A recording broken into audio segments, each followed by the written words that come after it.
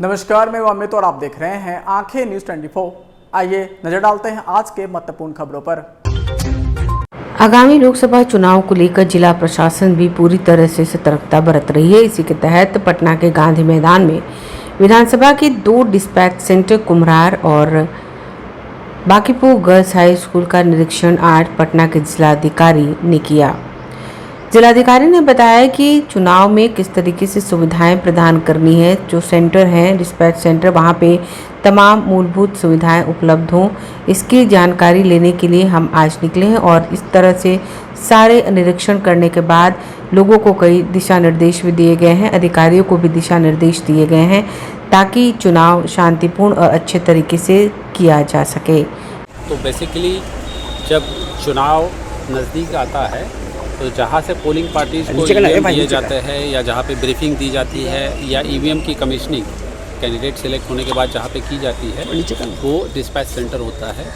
तो उसमें जो मूलभूत सुविधाएं हैं, जैसे कि जब भी पोलिंग पार्टीज़ आएंगे, प्रिसाइडिंग ऑफिसर P1 P2 या पुलिस ऑफिसर, तो उनको ब्रीफिंग देना, उसके साथ उनको ईवीएम्स को रखने के लिए स्ट्रॉन्ग रूम पर्याप्त रखना, इसके अलावा पानी बिजली की व्यवस्था, जो वाहन आएंगे क्योंकि हज़ारों की संख्या में जो है इलेक्शन में चुनाव मशीनरी हमारी कार्यरत रहती है, तो उन वाहनों के लिए आवागमन की सुविधा, जैसे कि यहाँ पे गांधी मैदान नज़दीक में है हमारे, तो वाहन स्थल जो है वो भी चिन्हित करना, ये सारा उद्देश्य है इस बैठक का। और इसमें क्योंकि विधानसभावार जो ARO होते हैं तो वो नोडल ऑफिसर होते हैं डिस्पैच सेंटर के, तो यहाँ पे DCLR सदर और जो ADM SOR है, ये लोग यहाँ पे आए हुए हैं। बांकीपुर और जो कुम्हरार विधानसभा है उसके डिस्पैच सेंटर के ये नोडल पदाधिकारी है।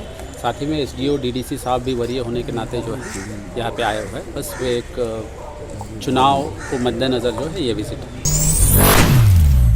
लोकसभा चुनाव के मद्देनज़र भारतीय जनता पार्टी द्वारा आज प्रदेश कार्यालय में मीडिया सेंटर का उद्घाटन किया गया। लोकसभा चुनाव 2024 को देखते हुए भाजपा सेंटर में मीडिया सेंटर संचालित होगा, जो पल पल की खबरें देगा, साथ ही साथ लोगों के बीच पार्टी की योजनाओं तक को भी पहुंचाया जाएगा। इस मामले में बात करते हुए क्या कुछ कहा उप मुख्यमंत्री और भाजपा के नेता सम्राट चौधरी ने, आइए सुनते हैं।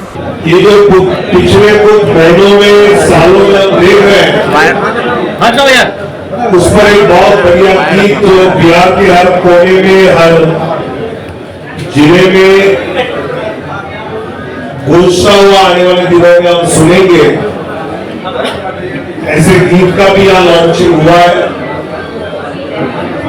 इस बार के लोकसभा चुनाव 7 फेज में लगभग 2 महीना चलने वाले हैं और इसमें सभी पत्रकार मित्रों की सुविधा के लिए एक बढ़िया कॉल सेंटर,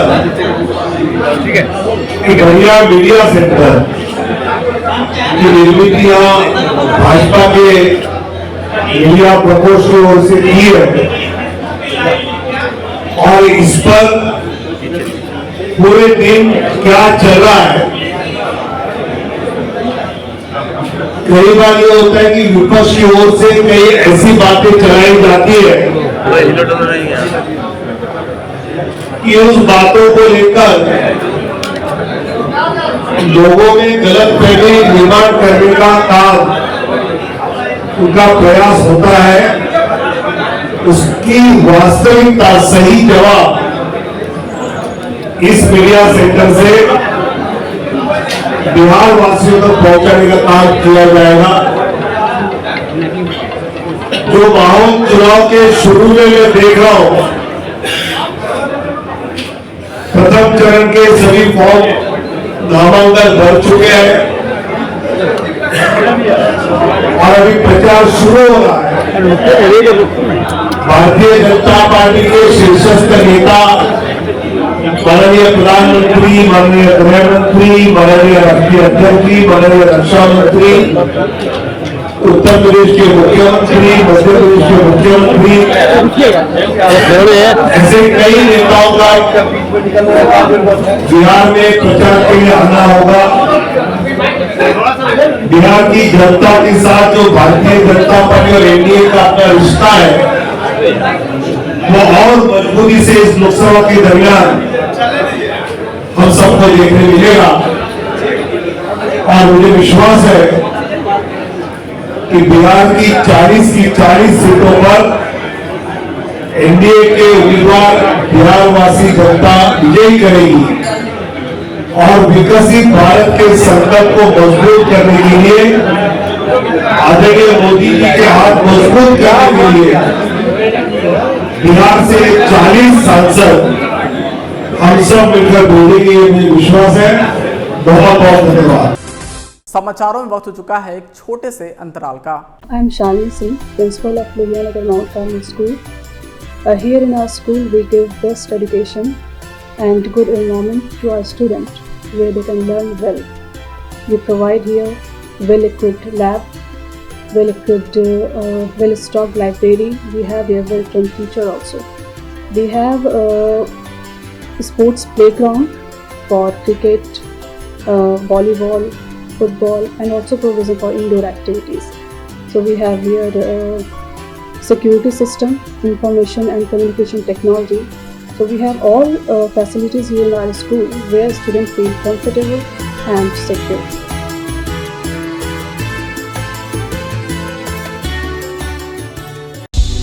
क्या आप पत्रकारिता के क्षेत्र में अपना कैरियर बनाना चाहते हैं? तो आज ही royal Ashoka institute of mass communication and journalism में अपनी जगह सुनिश्चित करें। आर्यभट्ट ज्ञान विश्वविद्यालय पटना से मान्यता प्राप्त 100% प्लेसमेंट के साथ royal Ashoka institute of mass communication and journalism नामांकन जारी है। हमारा पता है DS/16 गायत्री मंदिर के समीप कंकड़ बाग पटना 8,20,000। आप हमें संपर्क भी कर सकते हैं। हमारा मोबाइल नंबर है 9955456126। ब्रेक के बाद आपका फिर से स्वागत है। महागठबंधन में सीट शेयरिंग का फार्मूला तय हो गया है। पटना के राजद कार्यालय में महागठबंधन के नेता मिलकर सीटों के बंटवारे का ऐलान कर दिया है। पिछले 2019 लोकसभा चुनाव में एक भी सीट नहीं जीतने वाली लालू प्रसाद की पार्टी ने अपनी सीटें 1.5 गुना कर दी हैं। वहीं किशनगंज सीट जीतने वाली कांग्रेस को अपनी परंपरागत सीटें पूर्णिया भी छोड़नी पड़ी। इस बार राजद को 26, कांग्रेस को 9, वामदल को 3, सीपीआई और सीपीएम को 1-1 सीट मिली है। अपनी पार्टी का कांग्रेस में विलय कराने वाले पप्पू यादव के सवाल पर राजद सांसद मनोज झा ने कहा, गठबंधन पार्टी का होता है, ना कि व्यक्ति विशेष का होता है। पप्पू यादव को मधेपुरा या सुपौल से चुनाव लड़ने का ऑफर दिया था। पप्पू यादव पूर्णिया से चुनाव लड़ने पर अड़े थे। अब ये तीनों सीटें राजद के खाते में चली गई हैं। पूर्णिया लोकसभा सीट से लालू प्रसाद ने पहले ही बीमा भारती को सिंबल दे चुके हैं। इधर पप्पू यादव जल्द ही निर्दलीय चुनाव लड़ने का ऐलान कर सकते हैं। उनके समर्थकों का कहना है कि हर हाल में पूर्व सांसद पूर्णिया से ही चुनाव लड़ेंगे। दिल्ली में 3 दिन चली मंथन के बाद बिहार में महागठबंधन में सीट शेयरिंग का फार्मूला तय हुआ। राजद इस चुनाव में बिहार के अररिया, बांका, बक्सर, गया, गोपालगंज, हाजीपुर, जहानाबाद, जमुई, झंझारपुर, मधेपुरा, सुपौल, नवादा, पाटलिपुत्र, उजियारपुर, सारण, पूर्णिया, शिवहर, सीतामढ़ी, पूर्वी चंपारण, सिवान, वैशाली, दरभंगा, मधुबनी, मुंगेर, वाल्मीकिनगर, औरंगाबाद लोकसभा सीट पर चुनाव लड़ेगी। आज पटना में आयोजित संयुक्त संवाददाता सम्मेलन में इन सब का ऐलान किया गया है। राजद नेता अब्दुल बारिश सिद्दीकी समेत कांग्रेस और वाम दलों के नेताओं ने प्रेस कॉन्फ्रेंस करते हुए बताया कि सीटों पर सहमति बन गई है। वाम दलों में भाकपा को 1 सीट बेगूसराय और माकपा को 1 सीट खगड़िया दिया जाने पर सहमति बनी है, जबकि भाकपा माले को 3 सीट नालंदा, आरा और काराकाट दी गई है। आरजेडी 26, कांग्रेस 9 और वामदल 5 सीटों पर चुनाव लड़ेगी। बिल्कुल वो करना पड़ा। इसका गठबंधन के नाम पर उसके मन पर कोई उठा से है। आरजेडी ने कुछ नहीं, मैं बताता हूँ, गठबंधन दलों का होता है, व्यक्ति के इर्द गिर्द गठबंधन नहीं होता है और इस मन को सब लोग समझते हैं। That's what I said. That's what I said. Alliance is between political parties. It is never according to an individual or in the through the mechanism of an individual. मैंने आपको साफ कह दिया ना, मैंने आपके सवाल का जवाब दिया। घटक दलों को जो सीटें निर्णय दिए गए करने के लिए उसकी सूची निम्न प्रकार है, मैं पढ़ देता हूं। CPM Khagaria, CPI Begusarai, CPI ML Arrah, Karakat, Nalanda, Indian National Congress अब यहाँ असेंबली बाई इलेक्शन उनका था, को लड़े। Indian National Congress Kishanganj, Katihar, Bhagalpur, Muzaffarpur, Samastipur, west Champaran, Patna Sahib, Sasaram, Maharajganj. Rashtriya Janata दल गया, राष्ट्रीय जनता दल गया, नवादा, जहानाबाद, औरंगाबाद, बक्सर, पाटलिपुत्रा, मुंगेर, जमुई, बांका, वाल्मीकि नगर, पूर्वी चंपारण, शिवहर, सीतामढ़ी, वैशाली, सारण, सीवान, गोपालगंज, उजियारपुर, दरभंगा, मधुबनी, झंझारपुर, सुपौल, मधेपुरा, पूर्णिया, अररिया। आम चुनाव नेताओं और पार्टियों के साथ साथ जनता के लिए भी खास होता है, क्योंकि जनता अपने पसंदीदा प्रत्याशियों को वोट देकर जिताने का काम करती है और उनसे ये उम्मीद भी रखती है कि उनके कार्यों को वो पूरा करेंगी। उनकी जो समस्याएं हैं, जो कठिनाइयां हैं, उनको दूर करने में जनप्रतिनिधि सहयोग करेंगे और यही सोचकर जनता वोट देती है। आगामी लोकसभा चुनाव को देखते हुए जनता की क्या राय है, पटना की जनता क्या कहती है इस चुनाव के बारे में, उनकी क्या उम्मीदें हैं, आइए जानते हैं पटना वासियों की राय।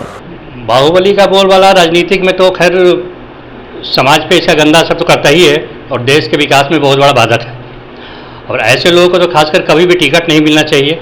और मेरा चुनाव आयोग से रिक्वेस्ट होगा और यहाँ की जनता से भी रिक्वेस्ट होगा कि वो ऐसे लोगों को वोट ना दे, और चुनाव आयोग भी देख करके समझ करके ही वो उन लोगों को टिकट दे, ताकि देश में अच्छे अच्छे नेता आए, अच्छा अच्छा विकास हो सके और देश हमारा तरक्की कर सके। देखिए, खराब छवि के लिए तो भ्रष्टाचार के लोगों के लिए तो खैर बहुत मुश्किल है कहीं से भी खड़ा होना, वो चाहे मुंगेर से खड़ा हो चाहे पटना से खड़ा हो, वो तो जनता के हित में कभी उचित हो ही नहीं सकता है। क्योंकि जहाँ भ्रष्टाचार होगा वहाँ काम नहीं होगा, जहाँ आतंकवाद होगा, जहाँ गुंडागर्दी होगा, वहाँ कहीं विकास नहीं होगा, वहाँ सब लूट खसूट खुद में लगे रहेंगे लोग आपस में बांटने के चक्कर में, तो सारी बंदर बाट हो जाएगी उसमें, अब विकास के नाम पर जीरो हो जाएगा बिल्कुल। तो आपकी नज़र में क्या कहा जा सकता है? हमारी नज़र में तो यही कहा जा सकता है कि मैं चुनाव आयोग से अपील करूंगा कि वैसे लोगों को टिकट ना दे, जनता से अपील करूंगा कि वैसे लोगों को वोट भी ना दे जो हमारे देश के विकास का बाधक बनता हो। ये आपको बताइए।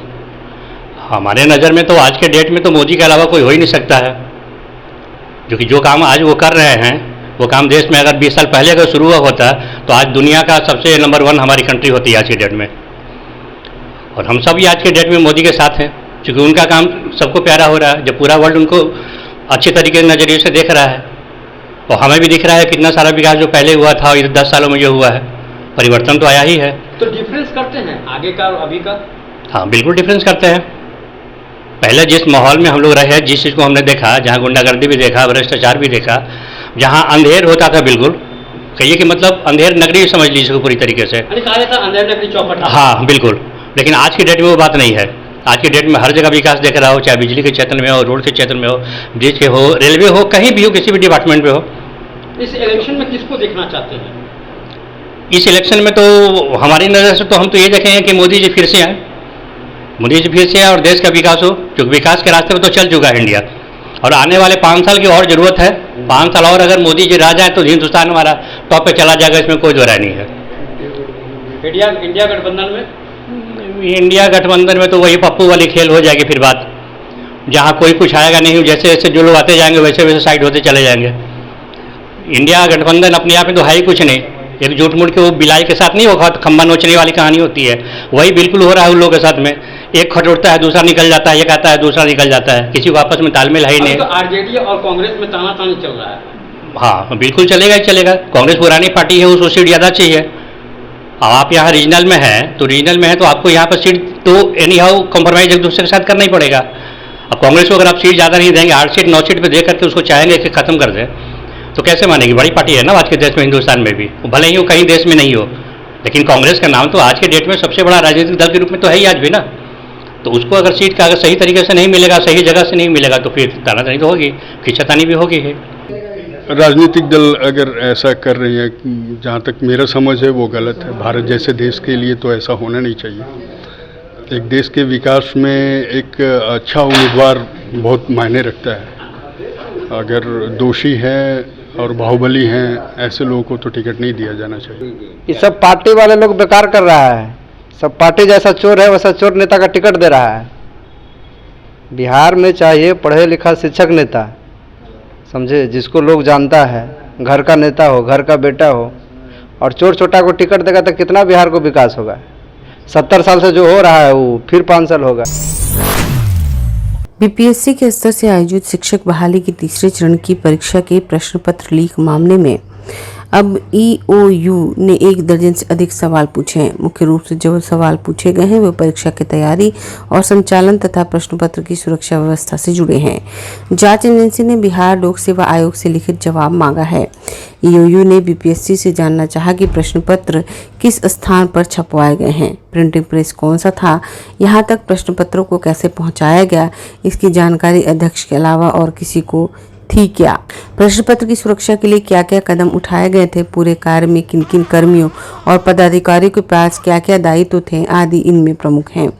लिखित में पूछे गए इन सवालों के जवाब आयोग को जल्द से जल्द देने को कहा गया है ताकि इसके आधार पर पूरे मामले की जांच को मुकाम तक पहुंचाया जा सके। बीपीएससी के जवाबों का मिलान और जांच पूछताछ के दौरान सामने आए तथ्यों से किया जाएगा। इस तरह से अब तक सामने आए सभी तथ्यों का क्रॉस वेरिफिकेशन होगा। इन जवाबों की मदद से कई सवालों के हल ढूंढने में मदद मिलेगी। प्रश्न पत्र कहां से और किसने कैसे लीक किया, इसका सही विवरण सामने आ सकेगा। गिरफ्तार अभियुक्तों ने जो जानकारी दी है वो कहां तक सही है यह भी पता चलेगा। इस मामले की जांच के लिए गठित ईओयू की एसआईटी को अब तक की जांच और गिरफ्तारी आरोपियों की पूछताछ में कई अहम बातों की जानकारी हुई है। कई महत्वपूर्ण दस्तावेज और इलेक्ट्रॉनिक सामान भी बरामद हुए हैं। इस मामले में कई स्थानों पर निरंतर छापेमारी भी की गई। इसी क्रम में पटना के 90 फीट के पास एक स्थान में छापेमारी की गई। इस घर को किराए पर लेकर गिरफ्तार आरोपी शुभम, सुमित, विक्की और अभिषेक सेटिंग के कार्यालय के तौर पर उपयोग करते थे। यहाँ मुख्य रूप से दलालों को बुलाकर उनसे अभ्यर्थियों के बारे में डील की जाती थी। यहाँ से कई दस्तावेज भी बरामद हुए हैं। गिरफ्तार हुए चारों अभियुक्त पूरे मामले के मुख्य अभियुक्त विशाल कुमार चौरसिया के बेहद खास है और सेटिंग के पूरे धंधे में उनसे अहम हिस्सेदार भी हैं। कुछ दिनों पहले इन्हें रिमांड पर लेकर पूछताछ में इस स्थान के बारे में पूरी जानकारी सामने आई है। अगर आप भी अपने दुकान, प्रतिष्ठान, school, college, coaching centre, restaurant, cafe का विज्ञापन देना चाहते हैं, वो भी किफायती दर पर, तो आंखें न्यूज़ 24 लेकर आया है आपके लिए एक सुनहरा मौका। आंखें न्यूज़ 24 न्यूज़ पोर्टल की दुनिया में बिहार का सबसे उभरता हुआ चैनल, जहां बिहार झारखंड से जुड़े तमाम बड़ी खबरें देखने को मिलती है। तो देर किस बात की, आज भी जुड़े आंखें न्यूज़ 24 के साथ। संपर्क करें हमारे व्हाट्सएप नंबर 8935876430 पर। क्या आप पत्रकारिता के क्षेत्र में अपना कैरियर बनाना चाहते हैं? तो आज ही royal Ashoka institute of mass communication and journalism में अपनी जगह सुनिश्चित करें। आर्यभट्ट ज्ञान विश्वविद्यालय पटना से मान्यता प्राप्त 100% प्लेसमेंट के साथ royal Ashoka institute of mass communication and journalism नामांकन जारी है। हमारा पता है DS/16 गायत्री मंदिर के समीप, कंकड़ बाग, पटना 8,20,000। आप हमें संपर्क भी कर सकते हैं। हमारा मोबाइल नंबर है 9955456126।